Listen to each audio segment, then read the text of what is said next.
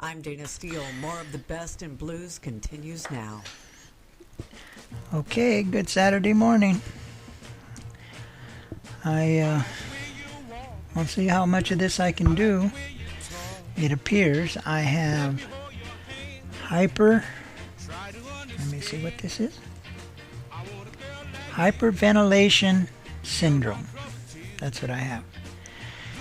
So yesterday, I went to the clinic to get my blood tested. They got to make sure that my blood stays thin to a certain level. And the levels are between 2 and 3. Them were the levels. And my level yesterday was 2.6.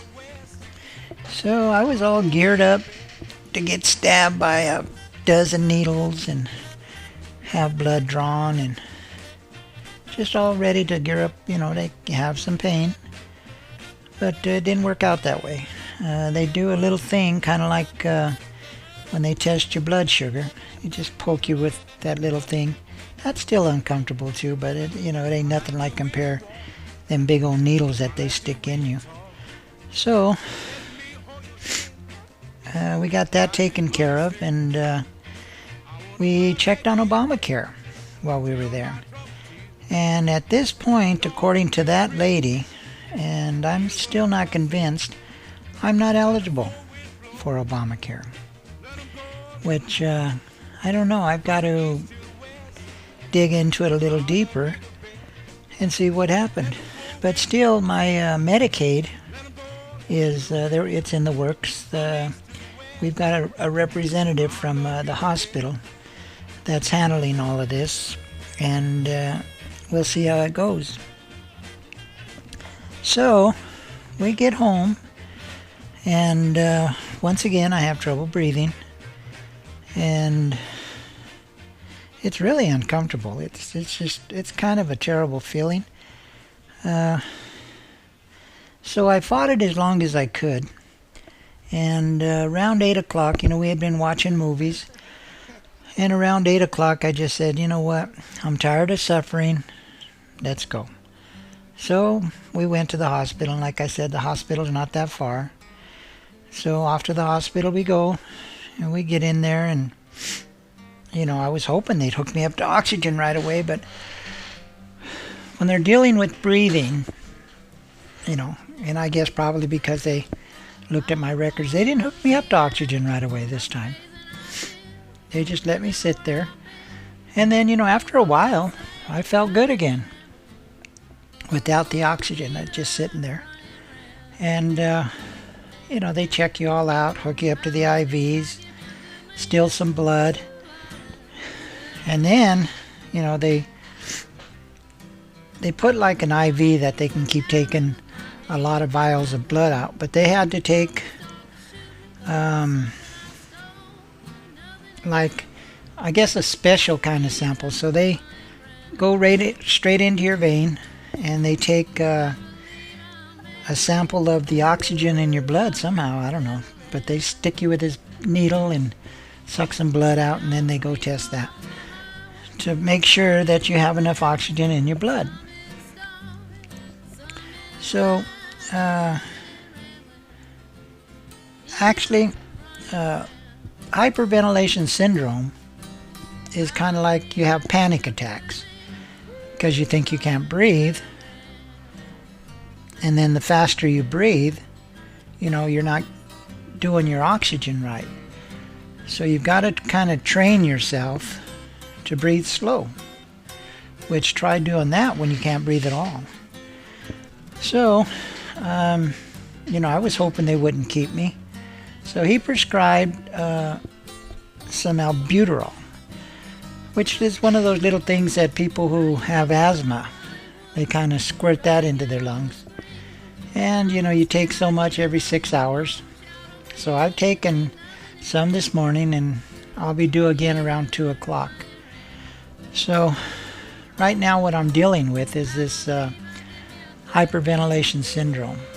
So I try to keep moving around, and some people say you're, to take a paper bag and breathe into it And then I looked it up online and it says don't do that. So pretty much what you have to do is write it out. Write out not being able or feeling like you can't breathe. There's enough oxygen in your blood, so it's just you feel like you can't. And Anita and the doctors and nurses and everybody had been telling me that, but when you can't breathe, the last thing you want to hear is somebody saying, basically it's all in your head. So, I'm thinking, what the hell is my head doing? Why is it doing that to itself? Because that's pretty much what it sounds like. It sounds like your head is doing it to itself.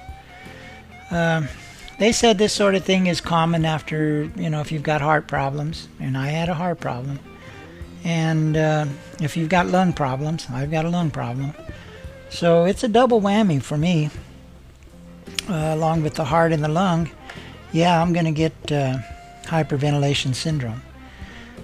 So the little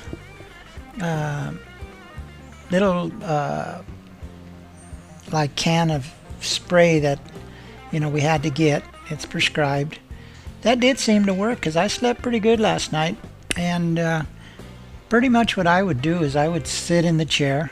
I'd have my pajamas on and a robe and a blanket, and I would sit in the chair.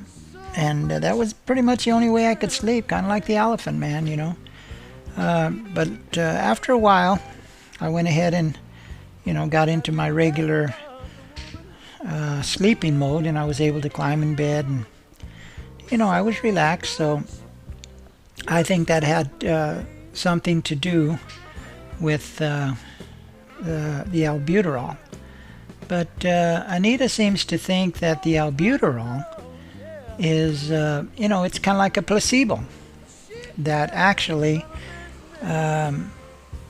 it's not opening the things in my lungs because I actually don't have a problem. It's psychological. So everything is already opened.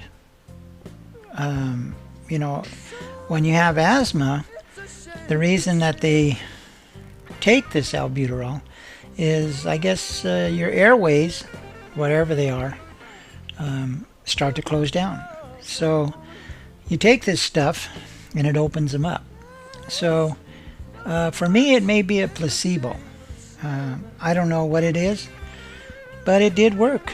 And when those attacks are really bad like that, you're not going to argue whether it's a placebo or if you're actually, doing something. All you want to do is breathe.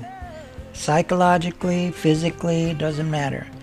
Now, when it comes to this breathing thing, some of it can be psychological and some of it can be physical.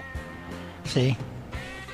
Okay, now in my case, I think it's more physical than psychological because I do have that blood clot, a massive blood clot on my right lung, and I did have fluid on the bottom of my left lung twice. So I think in my case it's probably physical more than psychological. And then, I had the heart surgery.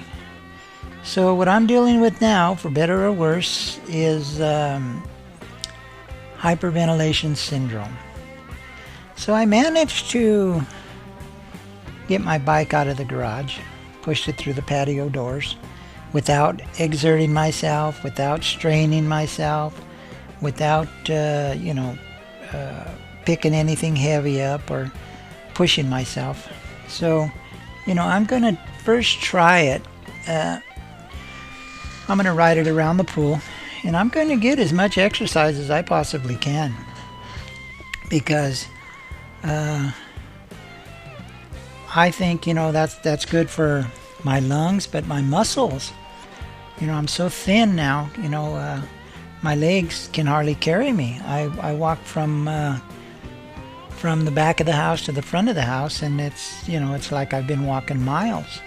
Along with getting short of breath, that left leg, hopefully the blood thinners are going to help. So, that's what I'm going to do here later on But, it's Saturday. I wanted to play some blues. I love listening to the blues. I've got my coffee, which, that helps my brain because after a while you get lazy brain.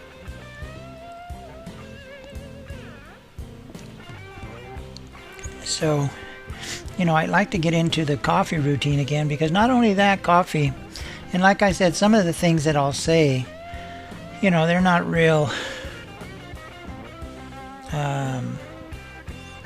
flattering or whatever. But anyway, for the most part, we all have bowel movements.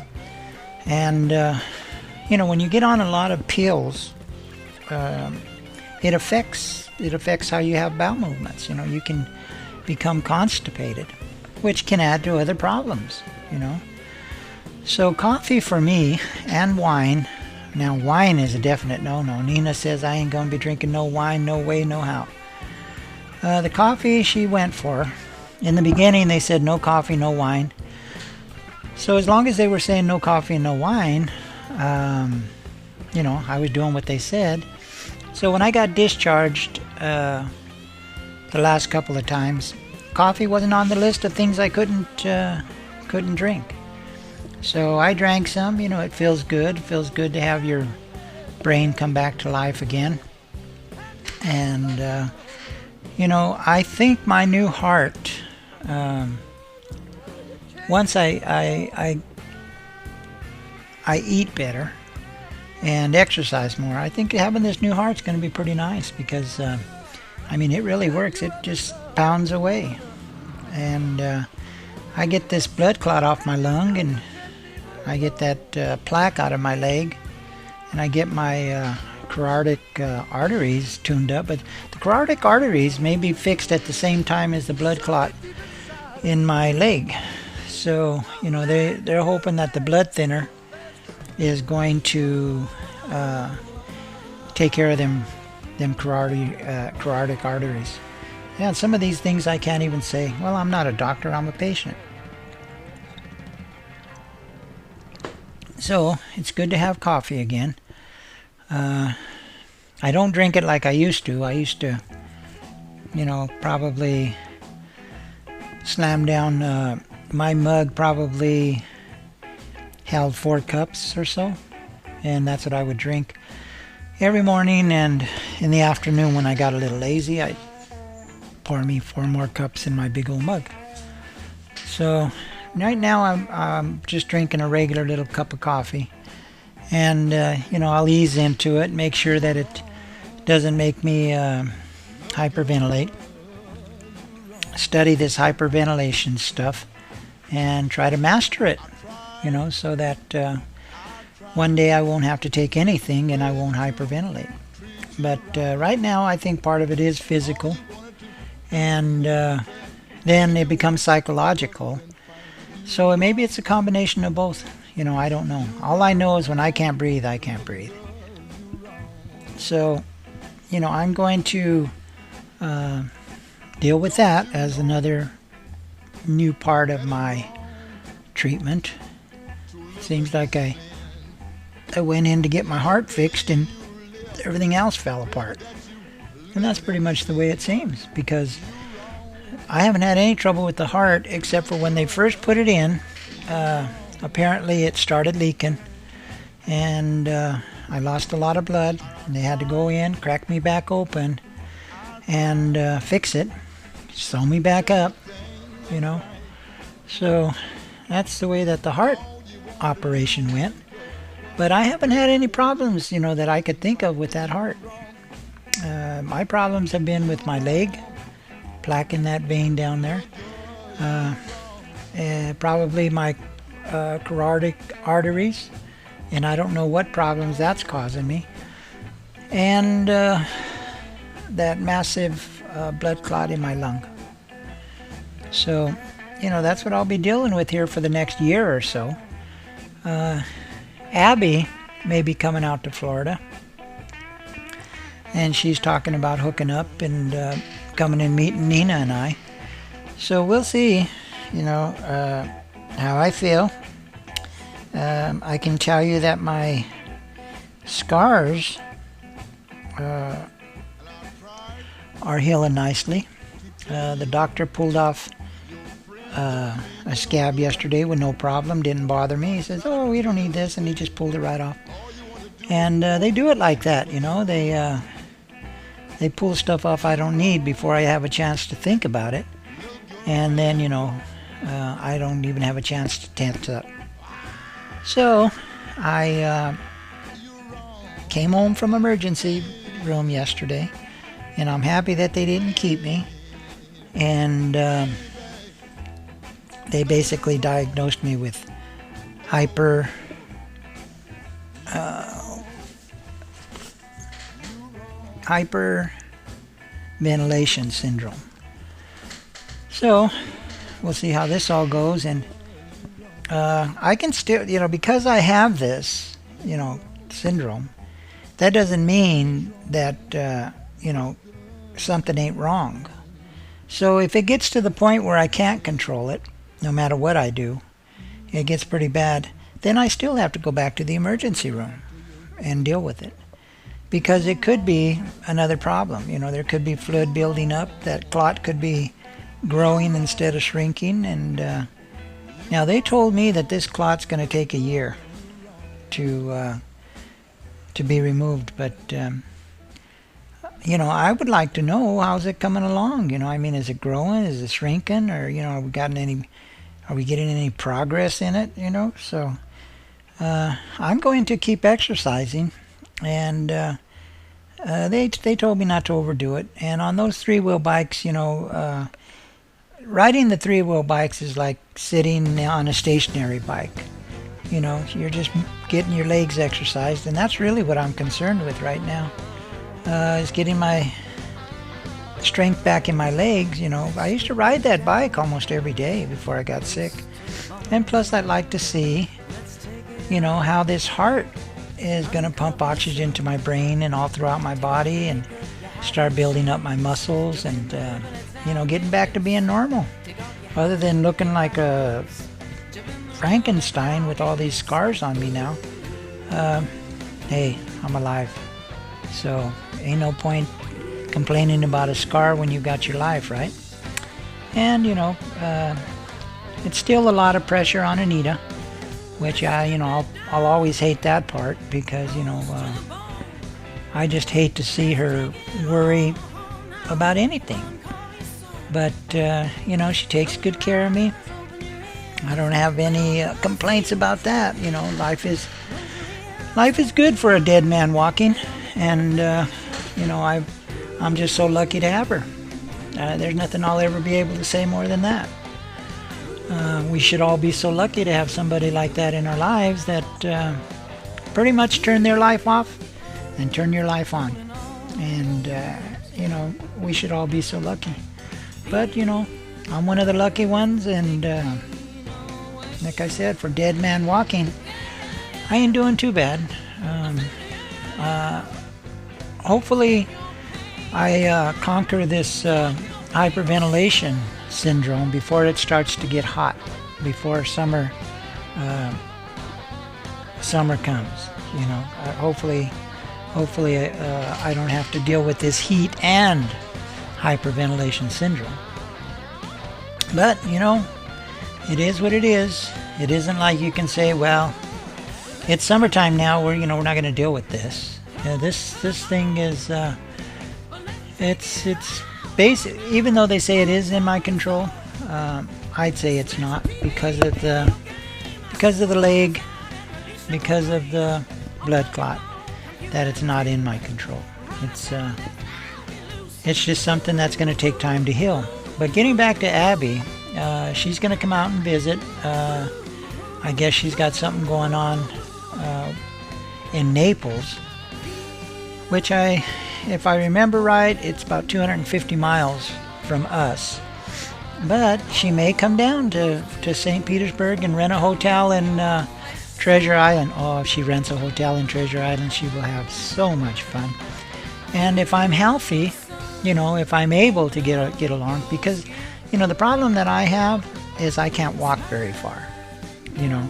So, you know, our visit may be, you know, picking them up in the van and showing them the sights, getting me as close as I can. I can't drink, which, that's kind of sucks. And if I remember right, Abby don't drink anyway. But we'll see how that all works out. But, Abby just seems to be a lot of fun. And Chill Factor had offered, she's got I think a daughter in Fort Lauderdale, Florida here. And Chill was willing to come and stay, come and, keep Anita company. And while I was in the hospital, and I guess once I got out, kind of hang around here, because Anita's not comfortable with me being home alone at all. But it's been over a month since I've had the operation. And, nothing hurts other than that left leg. I can't walk very far. But I'm going to start working on the bike and try to build them muscles up. I've been walking around the pool, which is boring as all hell. So I really couldn't wait until they cleared me to ride the bike. And I'm not going far. I probably won't even go out of phone reach. I'll just ride back and forth in the alley. Get me a little routine going. Maybe I'll just ride around the block and stuff like that. Just stay close. And just keep working on that leg. It seems like the leg is it's I'm not quite sure what's going to happen there. They're talking about putting a little, like a bypass from my right leg to my left leg, and bypassing that plaque. So we'll see about that. And then they also said that these blood thinners are going to help with them carotid arteries. And I'm probably not saying that right. Like I said, I'm the patient, not a doctor. So, we'll see how this all works out. And, but, actually I can't wait to ride my bike. And probably what I'll do first is I'll ride it around the pool, kind of get the feel of it, build up my confidence. And the coffee's kicking in nicely. I was a little worried that the coffee may trigger the hyperventilation, but luckily it isn't. And I love my coffee. I mean, I love my wine. I love my junk food. But I think if I just get the coffee back, something that will, wake my brain up, because it's like being in a fog.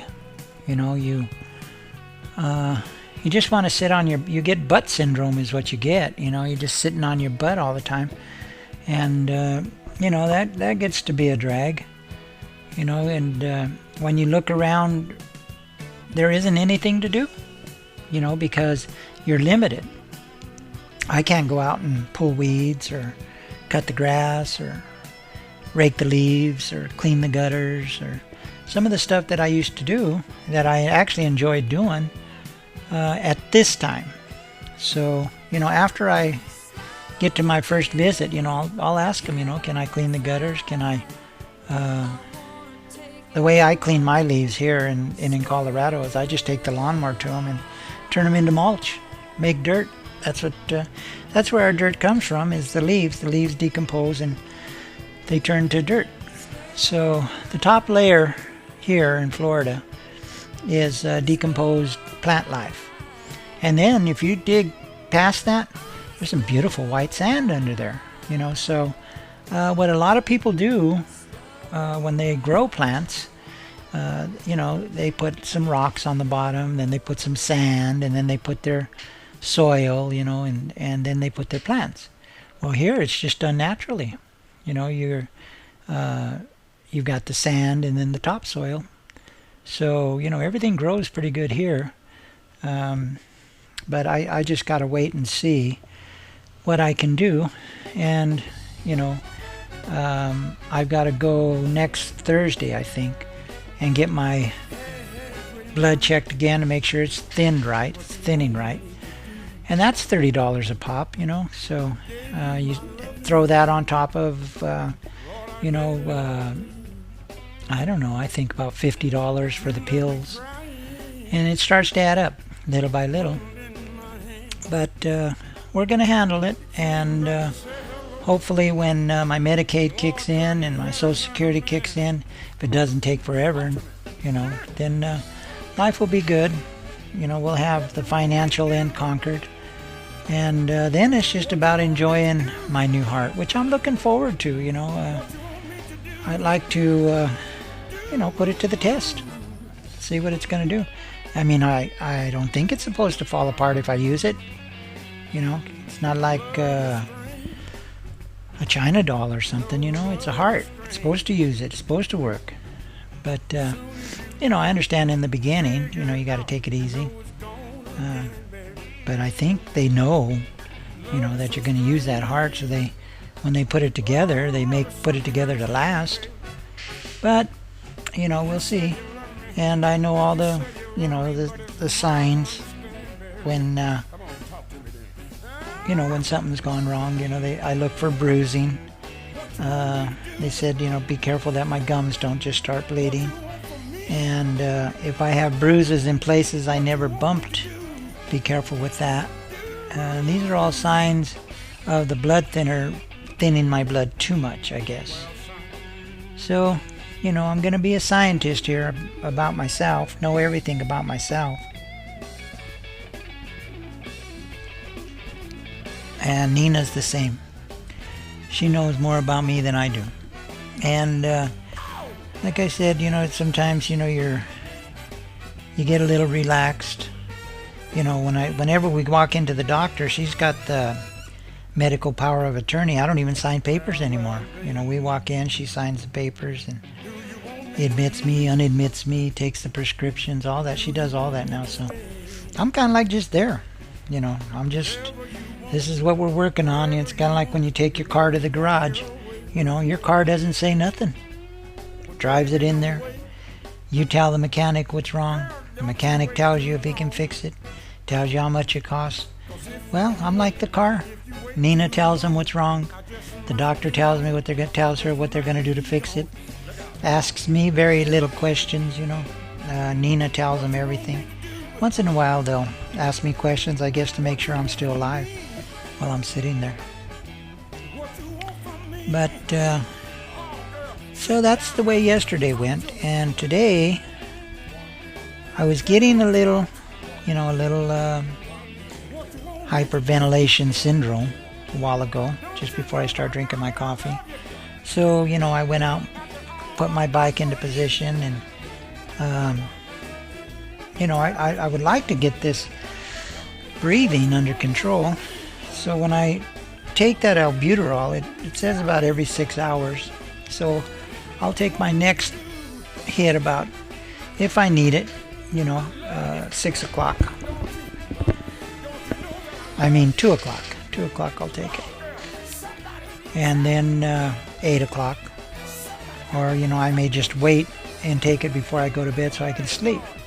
And like I said, whether it's a placebo or, you know, whether it's actually doing something down there, I don't know. And I don't care. All I know is I can breathe. Trick me if you have to, just make sure I can breathe. You know, that's all I care about. So, I think it's 11 o'clock. I am going to give my bike a try, and I'll come back in and I'll let you know what's going on. First, I've got to actually get this up to date here so that the only thing anyone is listening to is current. And then if, you know, anybody wants to, they can check the videos.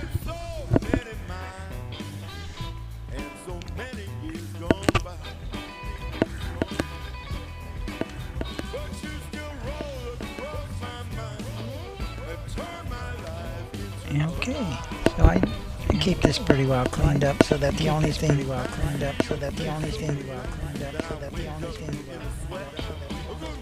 anybody will listen to will be what's current. And let me see if I can set a date here. Can you believe it's already January 11th? Wow.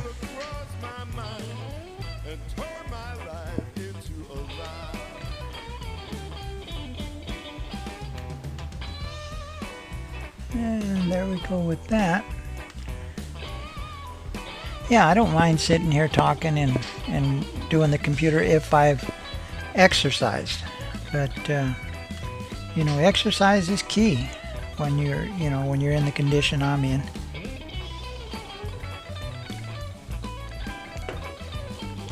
But my body's only going to let me do so much.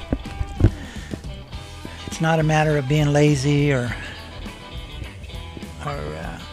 anything like that. Your body, when you've gone through what I've gone through, your body is the boss. It'll stop you. It'll stop you just like that. And if you try to do more than you can, it won't let you. Like I said, that left leg, I walked this morning. What I normally walk is 3 times. I was completely exhausted after 2. So, 2, hopefully this albuterol builds up in my system. And if I do it on every 6 hours, I can build up, some kind of, just like when you take pain pills. As long as you take the pain pills every 4 hours and you don't wait until you're actually in pain, you can avoid being in pain. So, I'll just squirt myself with that albuterol every 6 hours, just take 1 hit, and see if I can, manage my hyperventilation syndrome. So, we're supposed to get some rain here, and it's kind of cool out. The wind's picking up. Kind of hate for my bike to be out in the rain because, boy, things rust fast here. And the rust don't play around here. And, it makes those rims and sprockets and all that rust right up.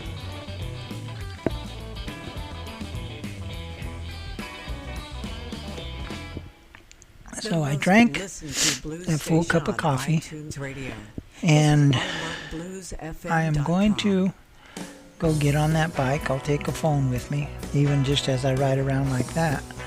And I'll be back to play some more blues for you. And we'll see how my first ride on my trike after getting my heart worked on.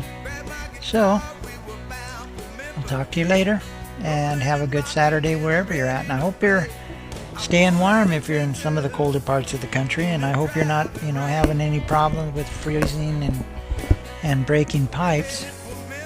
So, we'll talk to you in a little bit, and have a good Saturday, and I'll be back.